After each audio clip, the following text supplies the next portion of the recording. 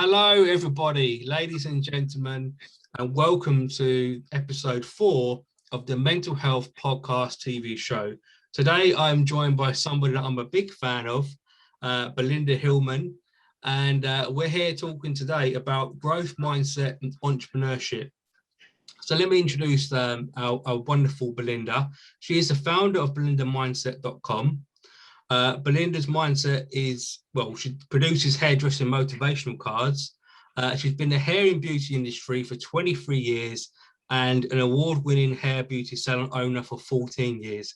She's worked previously on cruise ships for Stina as a stylist and assistant manager. She's got an assessor award and Weller Colour Master Expert degree. She empowers and motivates hairdressing apprentices and stylists by teaching them mindset skills and retail skills to promote themselves, services, and products. Wow. You know, I'm a big fan. So why don't you tell our audience just a little bit about, I suppose, your journey? Yeah, because I know, I think I'll give it to you because I don't want to, I know what I know, but I want you to.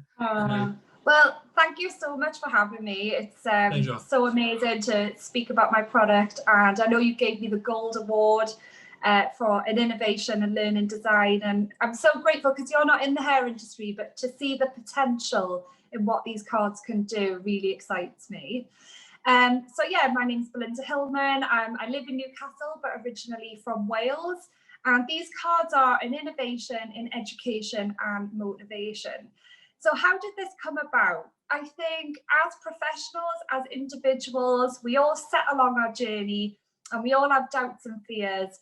And if I'm being truly open and honest with everyone, I reached my top goal. I became a colour master expert. I had awards, and I found the more I was achieving, the more depression set in, because I reached my goal, and then I felt I couldn't believe, like I couldn't take all the good things in, because I hadn't done the inner work. Okay, right. So mindset for me was a self-journey discovery of wanting answers. I don't want to feel this way. How can I, why am I feeling like this? What I've learned along the journey is is to become a better leader through that, because you start to understand people, you start to understand the reason behind why people do things. So honestly, if I wasn't a hairdresser, I think I would go into psychology. I've found a true passion. I second that. Definitely, absolutely. Yeah. So what I've done, I got through the depression, through counselling and learning, myself. And what you start to do then is really rebuild yourself from the inside out. And I started to look at what my strengths were. And I did this little set of questions. And one of the questions was, if you could speak to a crowd for an hour on any topic professionally, what would it be? And without even thinking about it, I was like, retail, client experience, all these things came out. And I started to notice my energy with, at work. I started to notice, what do I get excited about? What is good about me? Okay, I found it hard to accept these awards and all these great things, but I ain't successful by chance. There's something, do you know what I mean? Yeah. And I just started to really look at that, and what came out of that. I had this idea for the cards a while ago, because when I worked on cruise ships, so I was 19, 20 years old. And when I was going through the depression, I thought, oh my God, what if I never met that mentor or this person? What if I never had that 5-star training? What if nobody ever said to me, you could do this, your options, you can go abroad, you can do anything, you can ask for a promotion. I didn't know you could do that. Well, you got stuck into that cruise ship, because I read a magazine interview that you gave, and you got as young, I think your journey started quite young with you, your entrepreneurship, your mindset, even though later on, okay, you've gone through that depression and you build up. What I think you've done amazingly is build up a growth mindset, which is in the pack. Okay, it's one of the decks. And you've done that, and you framed it like I've been doing some of my work recently by posting instead of my bad experiences, but you framed what you've gone through, your mindset, into a package. And these decks behind me, and I've seen them, they're wonderful, and I love them. You know how much I love the cards. Yeah, I read a lovely comment off a girl the other day. She's like, I never finish a motivational book, but in these cards, I've handpicked the key things that you need to know. And it's a real mix. There's a lot about resilience, you know, getting over the fear of failing. There's ready-made tasks, ready-made prompts. And this really can grow into any company. Like, I'm very excited for the future of this brand. And what's great about it is the facilitators are just as excited as the learner using them. Good. They're great in groups, independent learning. So yeah, should I talk a little bit about the 6 categories? Yeah, because you've got quite a lot, but it's all structured. That's what I love about the cards. So, I mean, if anyone's interested, there's a video on YouTube, Belinda Mindset, which is an introduction to, you know, what the cards are and how to use them. But yeah, so these are the hair cards. There they are, indeed. There's 47 cards, and they are 6 categories, and they are ready-made affirmations, growth mindset cards, journal, learn, tasks, and retail. So they're ready-made tasks. There's industry top tips. So if you were to ask anyone, Stephen, it's a great question in general. In all your years of experience, what are your top 3 tips? Like, what do you always share with someone? I've collected, so they're not just mine. I've asked professionals, I've collected them, and put them all in one place. I mean, there'll be many more. I'm constantly getting inspired all of the time. But I do feel like the core things. What is your inspiration? I know you did a Tony Robbins course recently. I know you're a big fan, same as me. Where do you get your inspiration from? Because I know that a lot of people that want to start a business, especially now post-pandemic, you know, people want to start because jobs sadly have gone down in some places across the world. Where do you get your inspiration from? What is it literally Tony Robbins? I mean, I watch a lot of thought leaders. Well, I've just done his course, and I did come out of it, like, a lot of his top tips are in my cards. So obviously I thought, wow, like, you clearly have been a huge inspiration. And I learned from him about, you know, your values and people's values and how you can put them in order to sort of make better choices. So yeah, but I love Gary Vee as well. Yeah, I think I second that as well. Yeah, he's brilliant. I love Mel Robbins. There's just so many. Yeah, but I think reading. I've read recently. What's the book called? It's about being a sexy millionaire. Yeah. Really? Okay. Yeah. Sounds ominous. Sounds it's got a nice title, so yeah. And that was really amazing because it's all about the myths around, you know, what you think is success and actually what really is success. And I loved his open honesty about being an entrepreneur. You know, you can still be messy and a bit lazy, but the difference is you can, like, I take my day and I look at it every day and think, right, what can I do today that's going to take my life forward? Wow. You know, my house can still be a mess and you can still be successful. Like, I think we can, you know. Yeah, that's the thing, isn't it? I hit burnout recently. I've shared that online with my followers. And we get in this mode of saying, kind of, we're not, people even say they're not a perfectionist, but I think we all are in a way, because we've got this, we need to do this, and I know that you have a family, you've got your salon, it's a lot.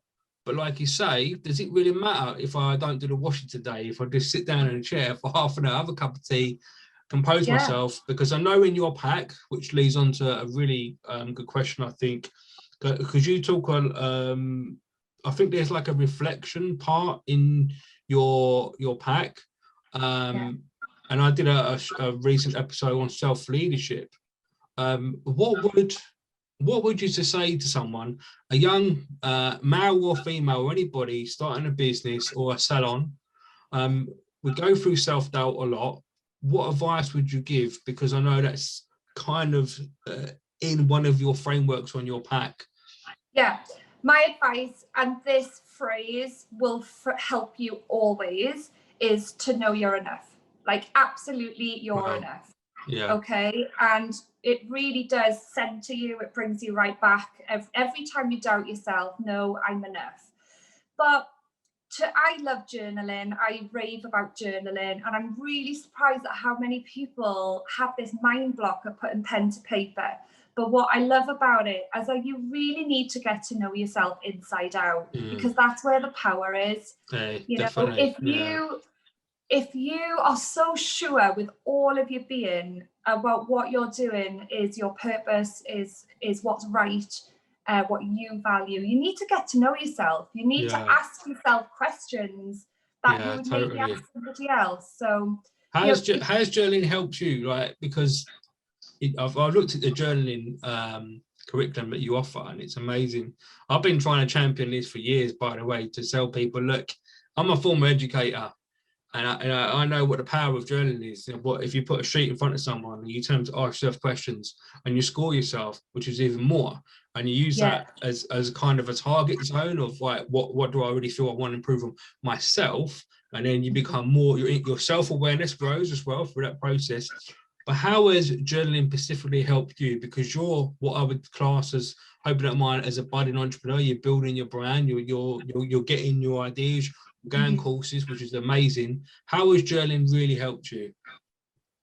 It's helped me overcome depression, absolutely. Because, I mean, everything from writing a letter to someone that you had a problem with and burning it after, like, or even just your ideas, everything. I think for me, it's been self-discovery, it's been letting go, and creating ideas. But what I would say to any entrepreneur, you've got to like yourself, you've got to love yourself, you've got to believe in yourself. But that comes from knowing what you want. Until you know with clarity what you want, then you work backwards from your goal. And then pushing forward. Once I have that, I don't doubt where I'm going. Wow. We can plan our future to a certain point. Obviously, we can't predict everything that's going to happen. But I do have this ability, and I don't think it's big-headed. It's just when I know I want to do something, I can see it, and I don't doubt that it'll happen for me. So I think that utter faith is that faith. Right, makes sense to me. I think, like, you're right. Once you're kind of set up, you'll build your ship, whatever your framework, stick to it, you know. And have your days off. I've learned that recently. Just chill out more. You'll get there. Once you've got your growth mindset, your inspiration, whether it be Tony Robbins or whatever course or whatever you're doing. I think that's gonna help a lot of people. Women entrepreneurship, okay, so women empowerment, all right, which is something I really celebrate and really try to put across on the show. Have you, not so much in a negative way, but if you have faced any challenges being a female, because you've had the salon, which is I would say the backbone of your business mindset, have you had any challenges that you've had to overcome being a female? And do you think the movement for women empowerment in business and in organizations is going in the right direction? I know it's a big question, but I'd be love to hear your opinion on it, just openly. Yeah, I mean, me personally, I've never felt being a woman has held me back in any way. The hair industry is open to male and female. I'm lucky I'm in an industry that celebrates both women and men. Men. And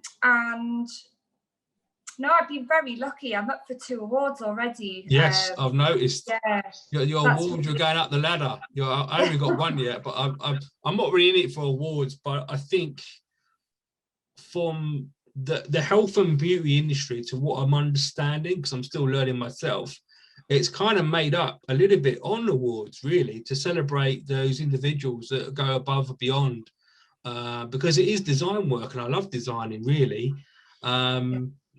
You know, I mean, that's a really good question I've got for you.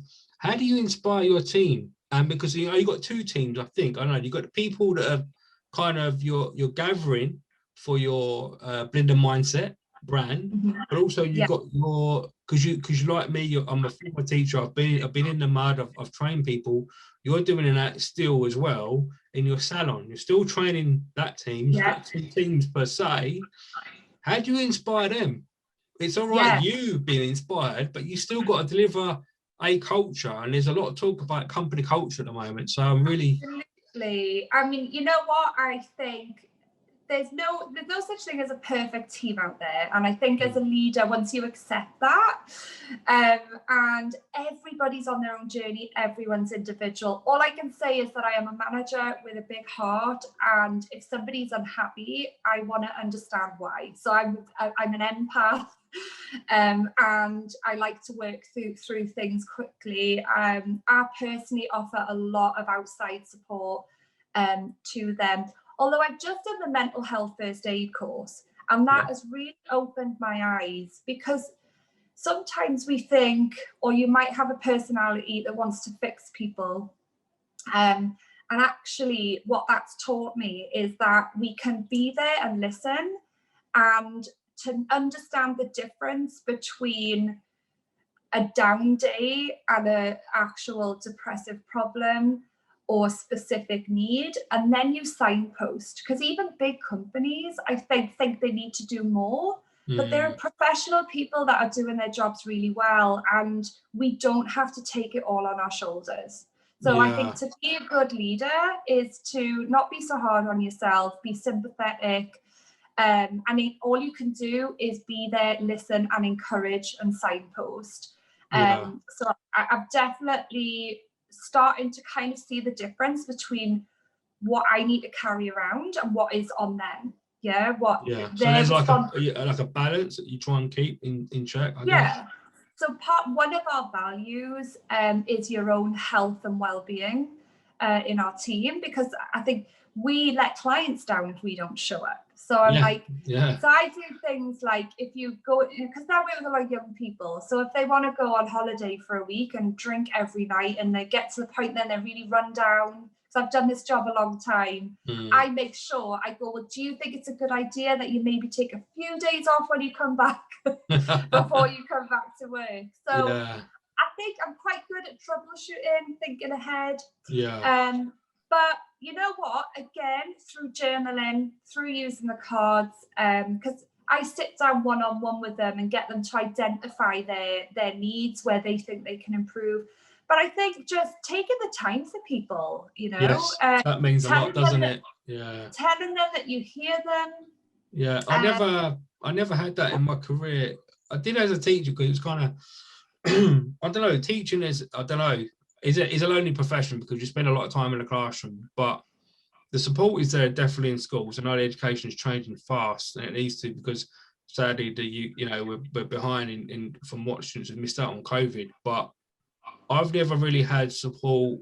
Really, I've had good managers, but I could say that I've never really had support like what you say, because I think if you're a business leader that can sit down and, like you say, have a balance, be there for them, listen. You ain't got to be an expert, or you can do the mental health, because I've looked at the curriculum and that, it's pretty good. You can do the mental health first aid certificate, but you don't have to have a PhD or a psychologist. You can sit down with someone, have empathy, kindness, be a compassionate leadership, and still grow your team. And that means a lot, because you're not always going to have the answers. And I think what I'm reading from you is that you buy into the process of trying to help. All right, you might not know everything, okay, but at least you say you can recognize the needs. All right, where do we need to go now? Okay, you've booked a holiday. Right, okay, you're going to go there, there. Have you thought about this, this, and this? Because you're doing really well at the moment. For example, I'm having a conversation with one of your staff members, but I would like to see you jump up more to do this because you've got a lot of potential. Yeah. So, and that's what I call coaching. And you know, it's like I'm really a big fan of. It's not. I don't even feel, because I know that how you teach does go along the lines of coaching. You're not standing in front of the classroom saying you know, not to be cut hair this way, but with the growth mindset and the pack and the cards, you're saying you're going to have doubts. That's okay. These cards are here to help you. There's your journal, encouraging do that.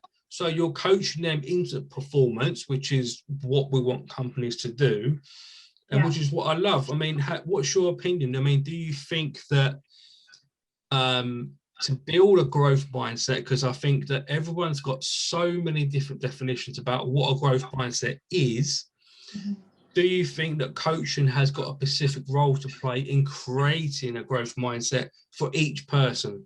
Because it's different for everybody. Absolutely. I mean, growth mindset is how you see yourself and the world around you. And, you know, I want to inspire every single apprentice in the UK, if not globally, if I can. And whether it be through my cards or through, I've got a course called 3 Mind Steps to Success. So I broke it down into 3 categories, which is affirmations, power words, journaling, gratefulness, and then taking action and, you know, managing your day. So I think all you can do is, if you can educate that and give the tools, then that's up to the individual. But I 100% believe in coaching. It has to be the right fit, and you never know who's going to inspire you the most. Some coaches I've worked with have been great. Others I've worked with and I've accelerated, you know, I feel like a year ahead in where I should be.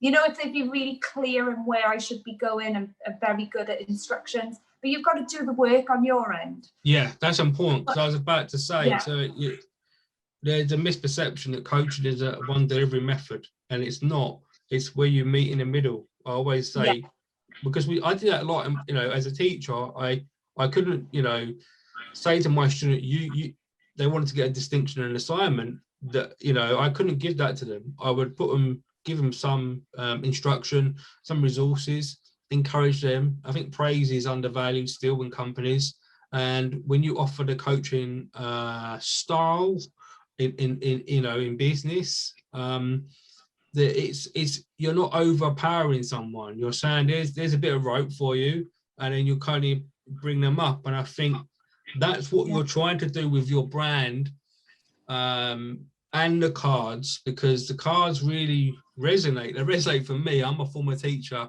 and I've taught a lot of different educational curriculums. And I just, you know, want to say congratulations to your marvelous work, and I do hope, and it will. I know that your brand will take off, and like you say, give it time, because sometimes we don't know what we've got. You know, it's better to go slowly rather than, you know, like I said here recently, I hit burnout. Would you give any final advice? My final question is really to avoid burnout, which I hit myself recently. You've got a lot, say you've got a classroom full of your teaching right now, you've got 20 hairstylists or big entrepreneurs that want to start their business. What advice would you say to avoid that burnout where they're just doing too much? Because starting a business is exhausting. And I'm learning that myself. You know, I've gone from a thought leader to trying to grow a brand. And it's very, very, very difficult. What advice would you give to avoid that? Oh, I'm just not feeling it. It's too much for me. Yeah, no, I mean, one of my favorite cards is, you know, you are the 5 people that you're around. So you need support. You need to be clear on what you want and share that with everyone. Some people will be on board, some people won't. But there is, you know, I'm all for working hard and making the most of your time, but actually you can do your best work when you're doing nothing. I've learned that. Yeah. who was it that used to take a think? Was it the Microsoft lead? Used to take a thinking week. No, Bill Gates. Yeah, if you watch on his documentary on Netflix, it clearly shows everything. He takes a book full of a bag full of books. He goes out into the lake, locks himself in this cabin, and he has a week off. And he does his best thinking. It's like, and he's got to be one of the world's greatest minds, and we all know that. I think it's called Bill's Brain, I think it's called. I'd highly recommend it. And I love that idea. That would be bliss for me, like my books and a cabin would be amazing. But yeah, like I think we can expect more of ourselves, and I don't think people realize it's the tiny differences. Yeah, it's the getting out of bed, at a decent time, but then not being too hard on yourself if you don't. I love Gary Vee. He's like, I love it. If I wake up one day and I don't want to do anything, I'm chuffed for myself. But then the next day he's on it, and I think we can push ourselves and be a bit more relaxed at the same time. And patience. Yeah, Gary preaches that a lot, patience, because I think I keep watching the interviews of Gary.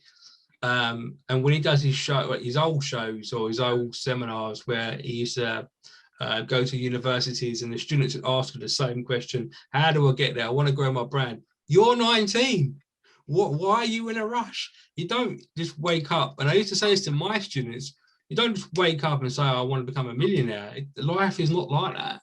And I think that's a shame where we've gone on a little bit of a negative with the digital society, this Generation Z, and I've grown up with mobile phones. And when you and I was young, I didn't have a mobile phone. I didn't have Facebook. I didn't have LinkedIn. And I think there's so many, and I know that through the pandemic, through my own research, mental health for young people has suffered more severely than any other age group, apart from people that have quite ill or poor people with poverty in other countries. But young people sadly have suffered more, and I do think it's the success of the digitization of all these different social media platforms. As Gary says, we're in a great time now. You can get up and you can start a business online, but you don't have to be in a rush. No. You don't there's no do you know what I mean? You haven't got to just, I want to become, how do I get 1 million followers on Instagram? How do I do this? How do they tell me how to do this? And it's the same question. And Gary's response is the same. It's saying, slow down. Look, I'm over 43. I won't ask your age. Okay. But we didn't have some of the tools we've got today. And I suppose my final question is, what's your opinion? What's your perception about modern social media marketing? Okay, the Facebook, the Twitters, the Instagram, the LinkedIn. How have you tried to engage in that to grow your brand, or what are your plans? I mean, obviously, don't reveal your company secrets, but no, it's okay. Okay, I think one of my cards explains this, is that you need to use social media. Don't let social media use you. So I think it can be healthy for you, but it can also be bad for you. So you control what you're consuming. Look at the, LinkedIn, Instagram, Facebook, look at the things that will suit your business the best and just stick to them. You don't have to be everywhere. I get sucked into this personally where I feel like I need to post every day, but then I may have course content that I need to create. That's going to create me a lot more revenue than posting a post for free. So I think you've got to keep yourself out there, but also what is taking your time and energy, and it's okay. And I'm going to promote this. I think it's okay to put on Instagram now, I'm on holiday for a week.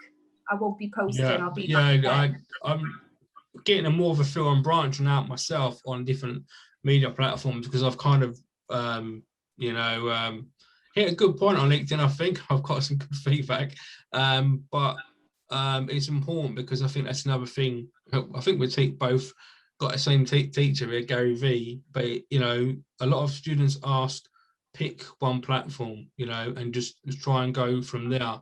And that's really, it's really okay.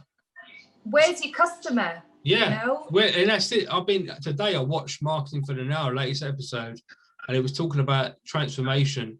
And when I watched that show, it's like I'm so it's really good resource, and I've slide decked it a few times. I put it on LinkedIn. There's like, you know, over 1,000 views on it and stuff. But it really is quite shocking to see some of the largest companies in the world, the Netflix, the Google. There's a CMO today on Google, that they are trying as hard as we are, trying to get close to the customer to find out where the attention is. As Gary says, where's the customer attention? What would you say, if we can relate it back to somebody starting a salon, health business, whatever, what would you say? What's the first thing that they need to invest in? Because you started your salon all those years ago. You've got a successful business. You're now opening a new brand on top of your salon, which is amazing. Yeah. What would you say is the thing you need to focus on?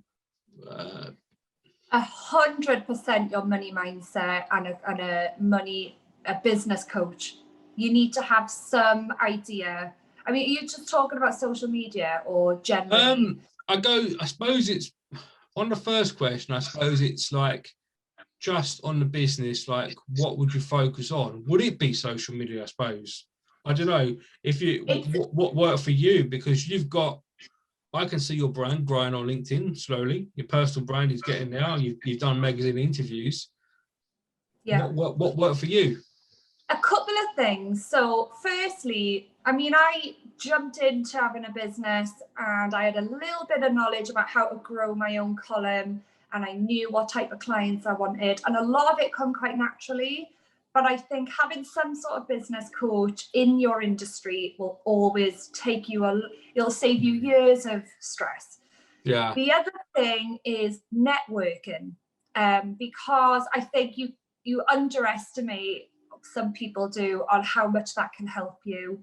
And it gives you confidence as well, because if you can see what other people are doing or what you've got in common, that, being who you're around helps you.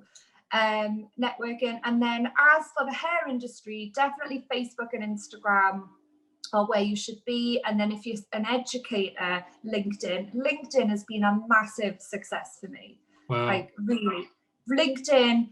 I just did one video, because I think it's like you can put a video on LinkedIn and it's almost like a live talk in reality of a CV. You can say, in a way. Here I am, world.